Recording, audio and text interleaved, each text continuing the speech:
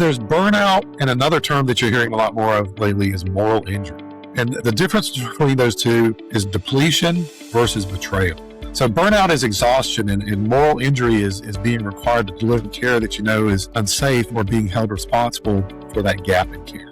And you can sometimes rest your way out of burnout. If you're feeling burnout, you can go and take a vacation. You don't work as much overtime, and you can kind of recover from that. Moral injury is a little harder. It doesn't respond to rest because it's not depletion. It's the violation of knowing better and being structurally unable to act to it. It's this feeling of powerlessness that so many nurses describe that they feel at the bedside, of just being completely overwhelmed and wanting to give good, high-quality patient care, but the system's not allowing it.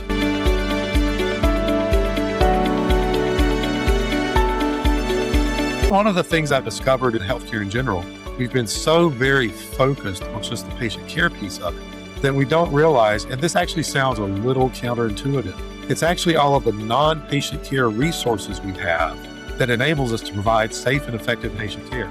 So if you think about it, not only do you need the resources to care for the patients, you also need the resources to care for the caregivers. You have to have enough resources to take care of the patients, and then the additional resources you need to provide staff with adequate time off so they're not getting burned out and fatigued. You've got to be able to cover orientation and education so that we can maintain the competency of our workforce, which is extremely important for patient safety and positive patient outcomes.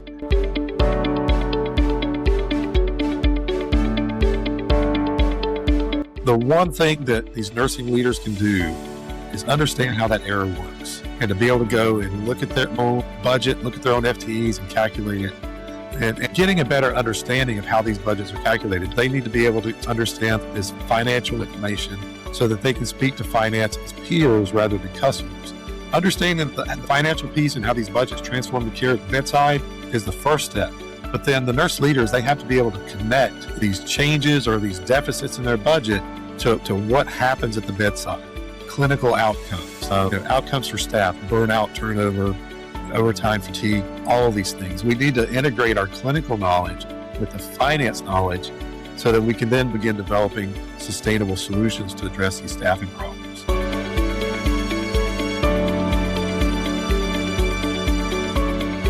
Welcome back to Beyond the Bedside. Today's conversation explores a question that cuts right to the heart of healthcare operations, nurse staffing, and workforce sustainability. What if the most widely used calculation for building nursing budgets has quietly understated how many nurses a unit needs for decades? Our guest today is Robert Wingo. Robert is a registered nurse and board-certified nursing informatics specialist with 27 years of experience in nursing workforce management, nursing finance, staffing systems, and healthcare data analyst. He's the founder of Perceptive Staffing Innovations and the author of the Nurse Staffing Information Structures Framework, also known as NSIS, an 8-layer model that reframes how hospitals understand the nurse staffing lifecycle, from reimbursement and budgeting through position control, scheduling, staffing, timekeeping, and outcomes. Robert is also a nursing economics fellow through the Commission for Nurse Reimbursement. His research focuses on calculation error embedded in the most widely used nursing budget methodology, one that appears in textbooks, continuing education models, and institutional policies across nursing and other staffing-dependent clinical professions. Other valid methods do exist. This is the one that turns up most often. His work examines how this error causes hospitals to systematically undercount the number of FTEs required to safely cover time away from direct patient care, and what that means for burnout, operational strain, and the quality of the care. Robert's clinical background is in adult inpatient medical oncology, and he brings that bedside perspective into every conversation about workforce sustainability, operational design, and the informatics tools nurse leaders need to see that their budgets are hiding. Robert, welcome to Beyond the Bedside. Thanks so much for having me on, Mike. Looking forward to the chat.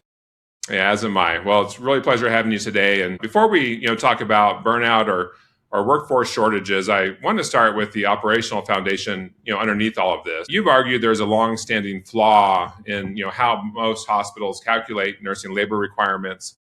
For listeners who do not live in the staffing finance world every day, what exactly is the hidden problem? Okay, so when you build a nursing budget, you typically start with figuring out how many nurses you need for patient care. So let's say, for example, you have a unit and you're going to expect an average of 24 patients per day, and you want to schedule at a 1-to-4 nurse-to-patient ratio. for that example, you need 6 nurses per shift. And so you can very easily plan that out over the week and calculate the number of nurses you would need to hire to provide that level of care over an entire week. But once you do that, you then have to add staff to cover the time that those nurses are not available, whether on vacation, taking sick time, orientation, education. And typically that's been called non-productive time or replacement time. Now, there has been some controversy in the nursing profession about that non-productive label because some leaders think that that sort of devalues that time where, we've got staff that are taking time off to rest or they're getting educated. I prefer to call that time actually patient care support time because all of those activities that are not at the bedside, they're helping to support care delivery by being sure that your staff is rested, being sure that they're getting educated, etc. And so the problem is in the calculation of those patient care support resources. The most common methodology takes that support percentage and adds it on top of the bedside number. Mm-hmm. If you don't mind, I'd like to just give like a really quick math lesson. So if people want to whip out their calculators, or you can even do it on the back of a napkin, or even do it on the back of a napkin, this will demonstrate the problem, I think, very clearly. If you assume that you have a nursing unit, and these are just made up numbers to help illustrate the problem. If you assume that you have a unit that needs 100 nurses, and you expect that 20% of the time, they're not going to be taking care of patients. They're going to be taking time off. They're going to be in class. They're going to be working on projects. They're not going to be at the bedside. And so effectively, out of that 100, 20% of the time, they're not taking care of patients. So you effectively have 80 positions for taking care of patients and 20 positions not taking care of patients. Okay, makes sense. I'm following. Yeah, following you so far. You bet. For a total of 100. So now let's apply the most common methodology you're going to find out there globally. This is a global problem. That methodology says that you take that 80 and you multiply it by that 20% and add it to it to get your total. So if you take the 80 and you multiply it by 20%, you're going to get 16. You're not going to get 20. So you're coming up to 96 instead of 100. Right. And so that's the problem because that 16 that you just calculated, that's just the resources that are needed to replace nurses coming out of that 80 at the bedside. That 16 you just calculated, they're also going to take time off. They're also going to take sick time, etc. And so here the proper approach is to actually divide by the productive rate. And we can actually verify that 2 different ways. If you take that 80 and you divide it by 0.8, you get 100. If you take the 16 that we just calculated in that incorrect step and you divide it by 0.8, you'll get 20. You'll recover those 4 lost FTEs. Interesting. And so the problem, right. And so that's a very, very simple math proof that demonstrates this problem. And overall, it produces about a 2 to 6% shortfall, depending on what that rate is, that patient care support rate. And so by adding this percentage on top instead of dividing, it ends up leaving every unit a little short before the year even starts, before anyone calls out, before that first time off request gets approved. And so it's a small on paper, but on the floor, it's kind of under every staffing problem that we're struggling with. Because if you're losing 2 to 6% based on this one math error, and then you figure that I think the average vacancy rate was 8.6%, upper 8%. But in that, I believe they said there was a significant portion of those hospitals that they surveyed where their vacancy rate was 10% or more. So if you're one of these units, you've got a 6% error and you've got a 10% vacancy rate. You're now 16% short of what you need. And if you only budgeted that 2020 for non-patient care stuff, you've wiped out the vast majority of it. That's really interesting. Yeah, what an easy way to demonstrate that. I appreciate. Math isn't my strongest. Yeah, topic, but that was easy for me to follow. A math lecture, but didn't want to make it a math lecture, but it's real. You don't need. Well, that's not really too difficult to follow. I can see where you're coming from. So for those of us, for those of listeners who are starting to get it, but may need some clarification, when we say that the formula is undercutting the required staffing, how would you describe what specifically is being missed to them or for them? It's the piece that we're not calculating the full complement we need for that patient care support time. We need to be sure that we're not calculating just the patient care support or replacement or non-productive. They're all the same term for the bedside nurses, and not taking into account that those extra resources we calculated are also going to need to take time off and so forth. Interesting. Yeah, something that I would have not naturally thought about either. Why has this calculation, remained largely unquestioned for so long? That's actually that's been one of the most interesting things I've discovered about this. And again, not to make it a math lecture, but that's kind of where the answer lies. The earliest source that I found of this error dates from 1960. It's a monograph written by a Catholic nun in a graduate nursing program. And she goes through and applies this incorrect formula. And in the budget example that she cites, that patient care support percentage is only 6%. And so at a 6% rate, you only end up losing about a third of a nurse. You only lose a third of a position. And that's one of the things about this that has been, I guess, sort of surprising and even a little bit insidious, is that the growth of the shortfall is not linear. It's actually a square of the rate. So it's kind of this curve that increases its slope as you increase the rate. So at 6%, you lose a third of a position. At 10%, you lose one position. At 15%, you lose 2.25, and at 20, you lose 4. Interesting. And so, okay. Yeah, and so what happened is, it started out small and it looked like a rounding error, and over time, our need to have, more time off. Patients started getting sicker and more complex. We started having nurse specialty certifications, increased needs for education as drugs and treatments and so forth became more involved. And so over time, the typical patient care support rate grew from the single digits to the mid-teens, and sometimes even above 20%, especially in some of our international areas. Interesting. Wow. So, gosh, how widespread is this methodology, and how would a leader, know if their organization uses that? Actually, it's very widespread. I've tracked it across multiple countries, and it's pervasive. It's all throughout our literature. You can find it in peer-reviewed journals. You can find it in workshops. You can find it in presentations at conferences.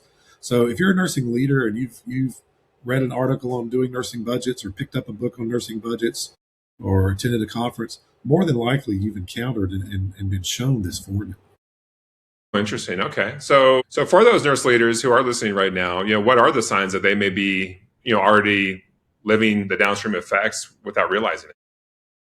So one of the things that I keep citing is, and I'm sure every nurse manager and probably every nurse that hears this will relate to it, is when the manager, they go and they work on their schedule for the next month, and they end up posting it, and there's a bunch of overtime shifts for people to sign up for. That's a red flag right there.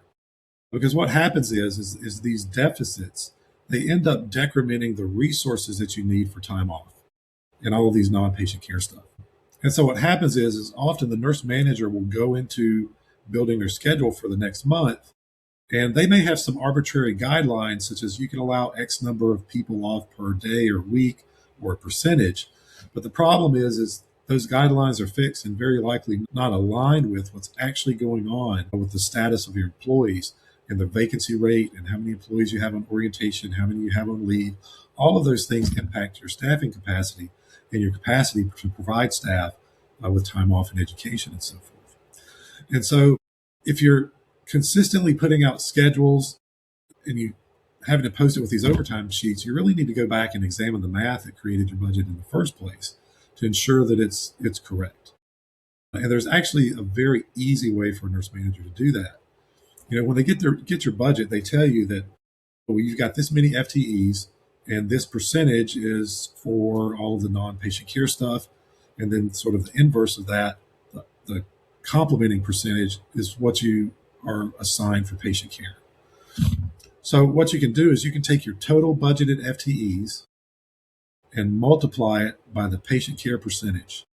So in our previous math example, we would take our total budgeted FTEs, multiply it times 80. And if you get a different number, if you get a smaller number, that is a red flag that you really need to examine that math, that incorrect budget formula is very likely in play. Well, that's really interesting. It's something that we could easily do. Okay. I Yeah, love that. it's literally a 30-second check that Yeah, every nursing leader can perform.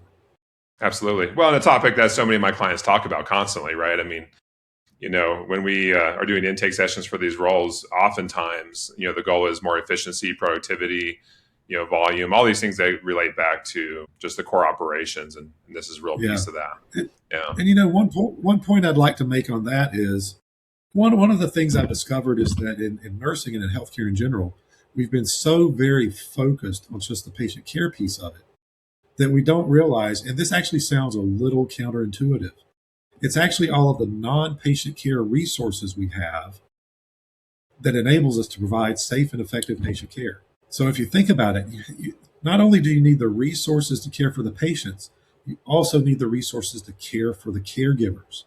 You have to have enough resources to take care of the patients, and then the additional resources you need to provide staff with adequate time off so they're not getting burned out and fatigued. You've got to be able to cover orientation and education so that we can maintain the competency of our workforce, which is extremely important for patient safety and positive patient outcomes. And then the piece that really gets overlooked a lot is the administrative tasks that are needed to maintain the care environment. Things like committee meetings, quality improvement projects, et cetera. And so when you have this shortage, it cuts into that. And then when you layer on the vacancy rates and the people that can't participate in staffing because of leave, or they can't do it independently because they're on orientation, you can see how those numbers dwindle very, very quickly. Absolutely. Yeah. People are so, so focused on culture. Part of culture is, how do we support ourselves? How do we support those that are giving the care? Yeah. And that's really is interesting. And that's really been in the news a lot. You've seen so much lately about burnout and resilience and turnover. And we've got a lot of efforts to address that. But one of the issues is that all of those things are symptoms of the upstream problem. And I'm trying to get people to look upstream and say, hey, is our budget right? Because that could be a partial explainer for why we're having so much trouble downstream. Makes 100%, perfect sense. One of the most compelling frameworks that, you connect to is this issue of normalization of deviance, a term many people associate with the Challenger disaster. And Yes. You've now published a full analysis of this on your Substack. Can you explain that connection for us? Yes. So normalization of deviance is a term coined by Diane Vaughn. She's a sociologist up at Columbia University. And she was looking at what happened with the shuttle Challenger disaster. And basically what it is, it's when normalization of deviance is when a deviation or an error, it does not immediately cause harm and gets accepted as a normal way of doing things.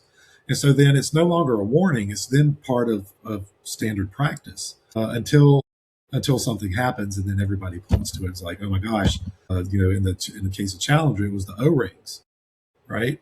And so the engineers, they had the math and the warnings, but every flight succeeded anyway, so the deviation got rationalized away until it didn't. The O-rings showed erosion on like earlier flights, and each safe landing was proof that it was tolerable. And so they just kind of waved it away. It's like, oh, well, we've gotten away with it so far. We can just keep going until you finally have that big. So easy to do that, right? Yeah. And, one of the things that's so difficult with this problem in nursing is that the harm has been so diffuse and spread over decades that there hasn't really been one single event that we can point to and say, oh man, that's because of the budget error. Because it's just been accepted that this is the way that we do budgets. It's standard practice. But when you really sit down and examine the math and look at how it impacts how these budgets transform into care at the bedside, you can really start to pick it apart and start to see where it's a problem. Yeah, absolutely. Yeah. So curiosity, why, did the Challenger framework resonate so strongly with what you have been seeing in nurse staffing?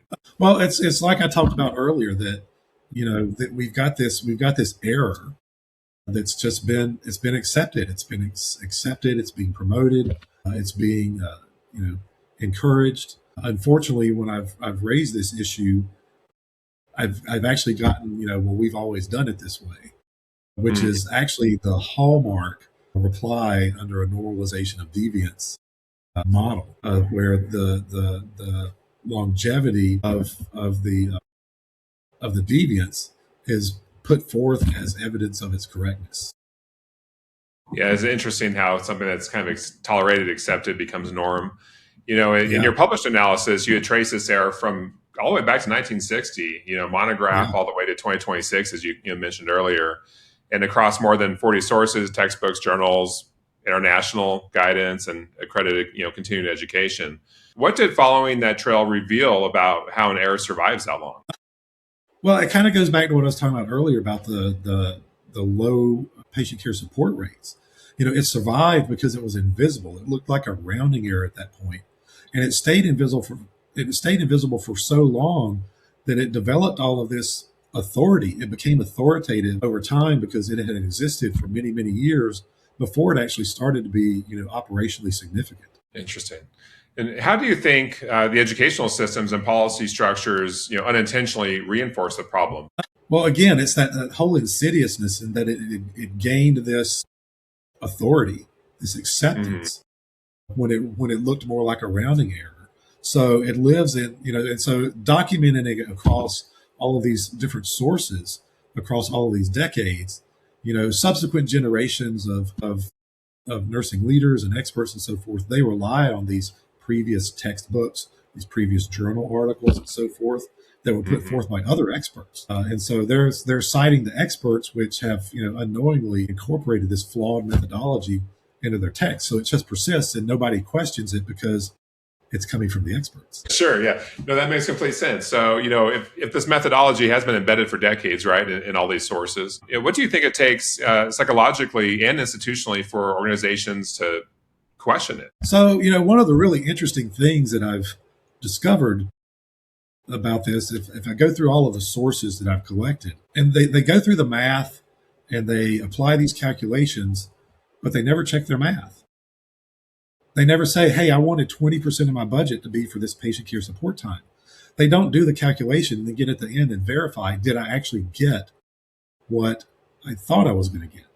Which, is kind of an interesting contrast because in nursing school, and as new nurses, there's a lot of stress around the medication calculation exams because they really impress upon you in nursing school. You've got to double, triple, quadruple check your math if you're having to do this medication calculation, especially if it's something that's based on the patient's weight. Because if you get a decimal point wrong, or you use pounds instead of kilograms, you could cause serious harm to the patient. And what I found is nobody has checked their math on any of these articles that contain the budget error. And we really need to be applying the same rigor that we use in our medication calculations to our budget calculations because the effect is the same. If you go and you look Mhm. at the literature, the effects of chronic, understaffing, we can show that it harms patients and it harms nurses as well. So we really need to have a verification standard for any time that we're talking about this budget math, whether it's being published, whether it's being taught, we need to demonstrate the correctness of it. And like I showed you earlier, that check takes literally 30 seconds, less than 30 seconds if you're quick. But it's a step that we need to incorporate into our workforce planning. Yeah, it seems so simple to do. That education piece in particular, something I've been seeing a lot of. So many systems seem to cut education back, when there's fiscal challenges. And right now, of course, the past 12 months, it's been, some systems are really doing pretty well and are being very aggressive with their growth and strategy.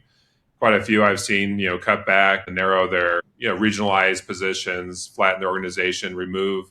One of my clients is a large hospital who's really rebuilding their education program, not from scratch, but almost from coming from a surprising lack of resource. And it's really interesting because there's so many new nurses nationally, right? I mean, look how many nurses are within 2 years, 3 years, 4 years of coming out of school. So I think that's really an intelligent place to look and to add those resources. As I see that on my side a lot too.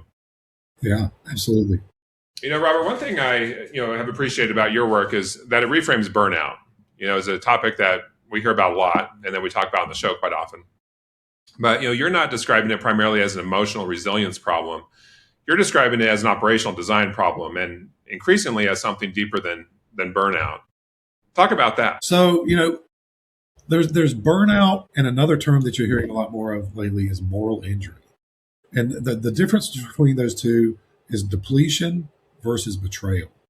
So burnout is exhaustion, and moral injury is being required to deliver care that is unsafe, or being held responsible, for that gap in care. And sometimes you can sometimes rest your way out of burnout. If you're feeling burnout, you can go and take a vacation. Maybe you don't work as much overtime, and you can kind of recover from that. Moral injury is a little harder. It doesn't respond to rest because it's not depletion. It's the violation of knowing better and being structurally unable to act to it. It's this feeling of powerlessness that so many nurses describe that they feel at the bedside, of just being completely overwhelmed and wanting to give good, high quality patient care, but the system's not allowing them to. That makes sense. And the way that you frame it, this distinguish between burnout and moral injury, where does that line fall, and why does it matter, to these leaders? So, one of the things that we have to think about is this built-in shortfall it's again a betrayal, because we've got this normalization of deviance, this error that's kind of insidiously working its way through the system. And one of the frustrations that I hear from nurses is that they're internalizing the structural failure as personal inadequacy. I can't keep up, when the unit was set up to be short and it wasn't their fault. And so that erodes meaning and trust, and it's often why good nurses leave. And this shows up especially in nurse leader turnover, because many of these nurse leaders, they're handed a budget that's short, and then they're expected to manage to it as if it's not. And so the problem is that the wound gets located in the person when it really belongs in the structure. And over time, nurses, they stop asking, why is this unit always short? And they start thinking, why can't I keep up? And so it's like a personal failure that they're feeling, but it's actually a systemic failure. And so the diagnosis migrates from the system to the self, and that's where that moral injury comes in and can be so very insidious and damaging to bedside nurses and to the leaders that are trying to lead them. Yeah, let's talk about that a little bit. There's a difference between, tired and being held responsible for a shortfall that's kind of built into the budget, right, before anyone has even clocked in. Can you expand on that and really talk about or speak to that sense of betrayal and what it does to people over time? It's one of the things that I think a lot of nurses are feeling, but they don't know how to describe it. And it's one of the things that really drives the turnover. It drives a lot of the problems that we're seeing at the bedside with regards to quality and so forth. Not having enough resources to do the job you're being asked to do, and then as a leader, being asked to hit these financial targets, hit these productivity targets. It just becomes this very vicious cycle that just really wears on everybody. Again, everybody from the bedside, to the nurse manager, to even the CNO, that the whole nursing structure gets impacted by this in a negative way. Yeah, interesting. Why do healthcare organizations so often reach for wellness and resilience programs, to address this kind of stuff instead of the structural cause? Yeah. So the thing about the wellness and resilience programs is it's cheaper, and it locates the problem with the individual rather than the organization. It treats the symptom and it leaves the cause untouched. And one of the things I like to say is, you can't meditate your way out of this math error. And so, a resilience program, it ends up being a line item in your budget that you can buy and point to. And a lot of times what happens is you may see some improvements, but when you take sort of the broader look at it, these programs are very often training nurses to be better at taking the abuse that they're enduring under these conditions. And so fixing the budget baselines means admitting that the number was wrong, and nobody wants to do that. Nobody wants to admit that we've gotten this math wrong for decades, right? Mm-hmm. And so, the wellness and resilience programs, they're comfortable, they're visible, and they're easy to implement. The other side of that coin, the structural and accountable piece of it, of actually addressing the math, is hard. It's hard conversations, especially when you start looking at the finances and what's going on with, the hospital margins and the problems with the workforce. And, trying to get in the nurses and resources you need and having challenges there, that's a very hard problem. So the easy, comfortable solution kind of wins by default, but it doesn't really solve the problem in its root.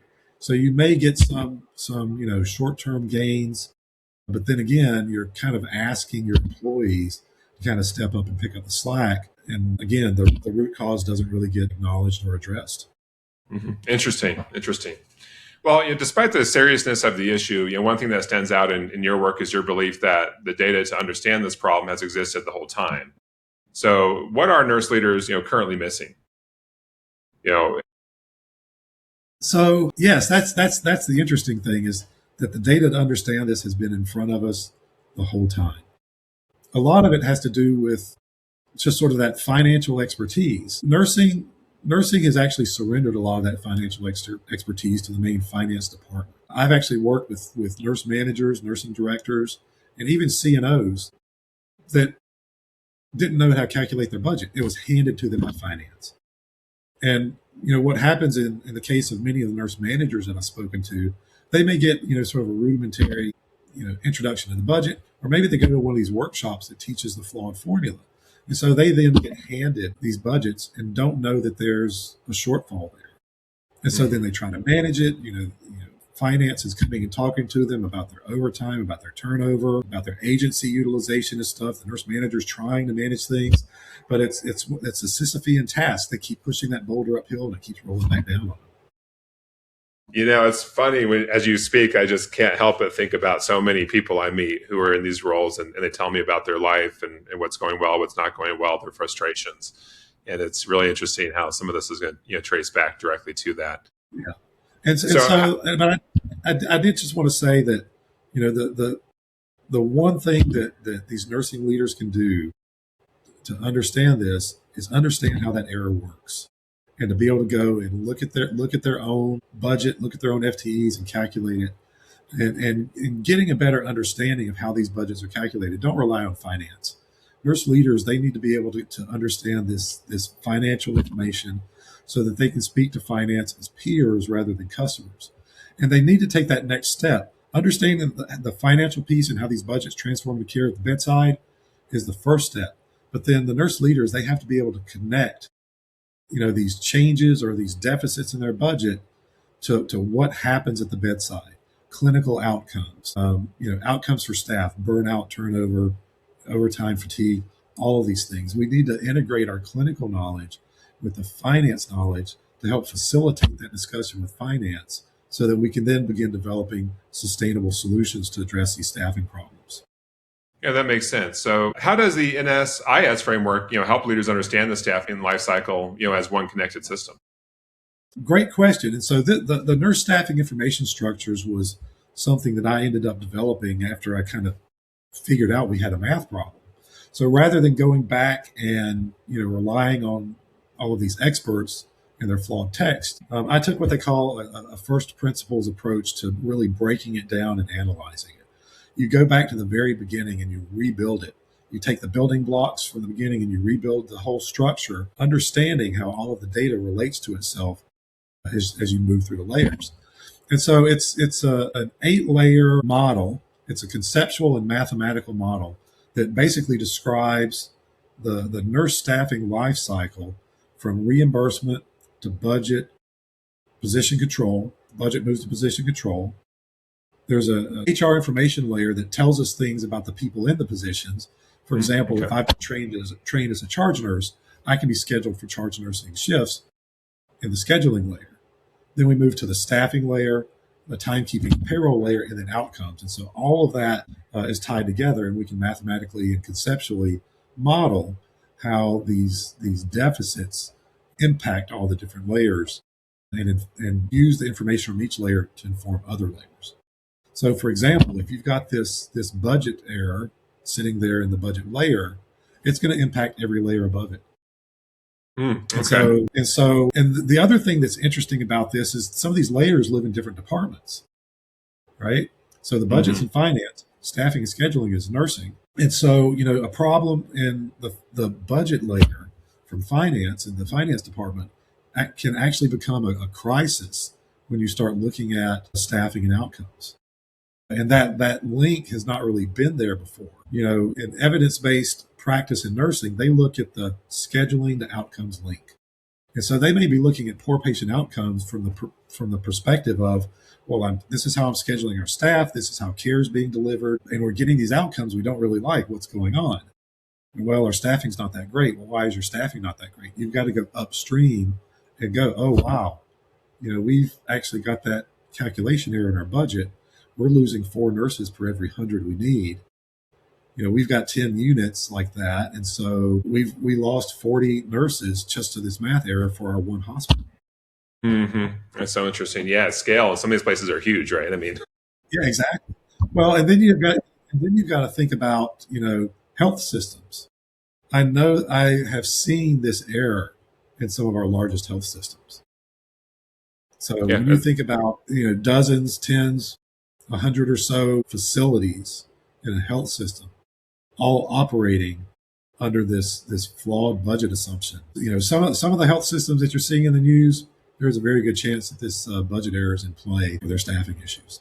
Mm-hmm. Yeah, you can see this having all sorts of symptoms or tangible effects, right? Yeah. Downstream. So for the frontline nurse manager who's watching us today, what would you like them to take away from the conversation? So for the frontline nurse managers, if we go back to the beginning, we talk about that math example on how to calculate things properly in that 30-second check. That's the easiest thing that they can do. They can run that and see if the numbers come out to what it's supposed to be or not. And then that gives them a place to start investigating. That gives them a place to start learning. And this is a math problem. And the interesting thing about this is this math isn't complicated. The error is actually a middle school algebra mistake. So it's not calculus. It's not some kind of, bizarre, Yeah, it's just something that you can really do, right? I mean, exactly. Yeah. You don't have to go get a degree to figure this out. Yeah. I love that. And what about the healthcare executives and CFOs who are watching? What should they understand differently after hearing this episode? So for the executives, the big thing is that this is a measurable, correctable line item. It's not a culture problem. If you fix the demand baseline, you then end up cutting reliance on your premium labor and these support programs that they're paying for. You're already paying for it in the most expensive way possible. You've set yourself up short, and so if your staff is using their leave at the expected rate, but you don't have enough resources, then you have to backfill that with overtime or agency, or you leave it unfilled. And then you have to deal with the potential consequences of, understaffing, which can cost money when we talk about, hospital-acquired conditions, readmissions, adverse events, those sorts of things. Mm-hmm. Absolutely. And so by moving it out of the culture and engagement bucket, where it feels kind of soft and unfixable, you can then put it into the finance bucket where the CFO can correct it. It's a line item. It's a calculation item. And, by doing the math, you can figure out kind of like where part of your gap is. Now, I will say, though, that one of the things that I've heard from leaders is, why would I want to know that I need even more positions when I can't fill the ones that I've got now? I can see them asking themselves that question, Robert. Right. Why? And so, the issue there is that, you're trying to solve a problem with incomplete data. And we know, you can look at the market. We know that you're not going to go out and you're not going to hire all the nurses, most likely, to fill all those positions that you need. But once you understand what that gap is, you can deploy a suite of strategies to close it, because you don't have to close it all the way. Right? You need to move the needle in the right direction so that maybe it slows down your turnover, right? Mm-hmm. Yep. Slow down your turnover. You decrease your overtime so that you're not burning out your staff as much. You get a little better staffing, you can start decreasing your agency spend. And so then it's going to take a combination of people, technology, and creativity to close that gap. So you can do some of it with hiring. But then there's opportunities for, technology, things such as, virtual nurses, which can help to kind of decompress and take on some of those tasks, those time-heavy tasks with admissions, discharges, patient education, and so forth, that allows the nurses at the bedside to, spend more time on active patient care. And then we've also got, things that people are looking at like AI. And so by understanding what your total gap is, you can then strategize and look at the market and figure out what's in the market that can help me start to close this gap? And how much of the gap do I need to close to start having a meaningful impact on my costs and operations? Really interesting. I'm sure that that's gotten some people thinking that are watching this, right? What can we do in our organization? How can we move that needle? So before I let you go, one question I would love to leave the folks with is, for those healthcare organizations, who are willing to re-examine some of these foundational assumptions, what opportunities could emerge on the other side for them? I'm sorry, Mike. Can you say that again? Absolutely. So if healthcare organizations were willing to re-examine some of these fundamental or foundational assumptions, what opportunities could emerge on the other side? So on the other side of that, it was kind of what I was talking about just previously. Once you get your baseline calculations right and understand what you need, then you can start applying strategies to help ease that downstream pressure. And that shows up as, more room to grant people PTO and education that helps keep people on your floor. You've got fewer good nurses leaving because the floor finally matches the plan. And then you can also look at strategies. Some people are starting to talk about skill mix, looking at, incorporating LPNs and RNs, to get more hands and eyes on patients. And so it's about creating options. I think some people are kind of scared to look at it because they don't want to know that they need more staff. But again, like I said, once you understand it, you can then start exploring the options, and more options open up for you on how you can start addressing that issue and improving care and improving the environment for your employees. Absolutely. I appreciate you sharing and expanding on that a little bit. Robert, you've published a deeper written analysis of all of this on your Substack, including the full normalization of deviance piece and the supporting research. For listeners who want the complete argument, where can they find it? They can find it. I'm on Substack at nursingeconomics.substack.com. And the people can also find me on LinkedIn. I've mirrored a lot of these articles on LinkedIn, and I'm engaging on various posts and discussions on this subject. So if people want to connect on LinkedIn and connect and chat about it, they can find me there as well. Wonderful. We'll be sure to add all these wonderful resources to the comments and the description as well. But, Robert, this has been an incredibly thoughtful conversation. What stands out to me is that it goes far beyond staffing ratios or scheduling. It challenges healthcare leaders to examine the assumptions built really into the systems that we are relying on every day. One of the biggest takeaways is that burnout and workforce strain may not simply be the result of individual resilience, on workforce shortages alone, right? They may also reflect operational structures that have gone unquestioned for a very long time. And what is encouraging is that the conversation, like this, create the opportunity to rethink those systems with greater clarity, better data, and ultimately better outcomes for both clinicians and the patients. So, Robert, thank you so much for joining us on Beyond the Bedside. Thanks so much for having me on, Mike. It's been a pleasure. Absolutely. Anytime. We'd love to have you back. But for those listening, thanks for attending here Beyond the Bedside, presented by Peak Recruiter. If you enjoyed today's episode, be sure to subscribe, leave a review, and share this conversation with healthcare leaders and colleagues who are passionate about improving the future of healthcare. You can learn more about Peak Recruiter and our work supporting healthcare leadership at peakrecruiter.com. And for more on Robert Wingo, including his published analysis on normalization of deviance and nursing staffing, follow his work on Substack at nursingeconomics.substack.com. Connect with him on LinkedIn, as he mentioned. Robert also works directly with nurse leaders who want to build real financial fluency around staffing and budgets. We'll see you next time on Beyond the Bedside.